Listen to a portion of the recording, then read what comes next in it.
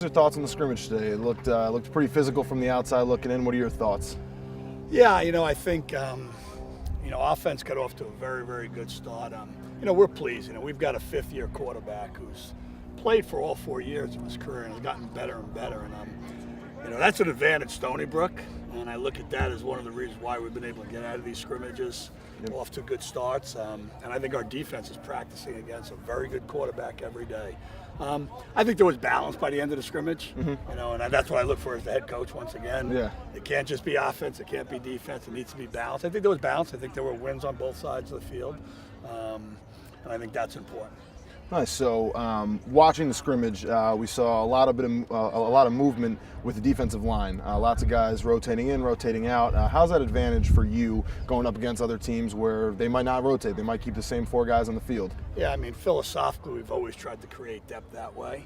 I'm a big believer if you can play a fresh person, you're going to be better at game time, but also it keeps kids interested. Yeah. And with the opportunity to play, and it's one of the positions where we don't want to play the same players every play. So I think we have some depth there. We're trying to find out who the guys are. And so, yeah, we're putting a lot of guys through that. So anyone who knows you knows that you're a run game guru.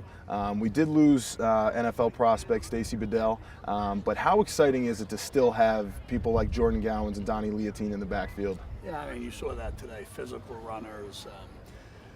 Certainly miss Stacy. Stacy was very productive. Yep. A lot of touchdowns in his career. I believe he's the second leading touchdown guy behind Miguel as a runner in Stony Brook history. A lot of touchdowns, a lot of big runs, and we'll miss them. But, those 2 guys certainly bring us our A game at running the football, and, they can create holes. Yeah, I agree. They're both heavy hitters. Even if a hole's not there, they can create one.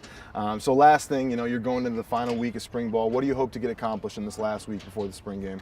Number one thing is to stay healthy. Always.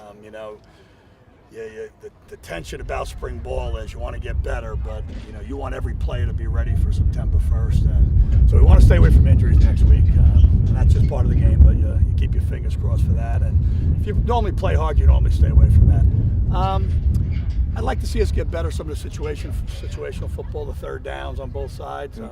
We didn't really do that till last week, so our opportunity to get better is important there. And still develop some of the young kids. Got a lot of young kids on this team. Yep. Awesome. Well, thank you very much, Coach. We'll see you next week at 2 p.m. for the spring game.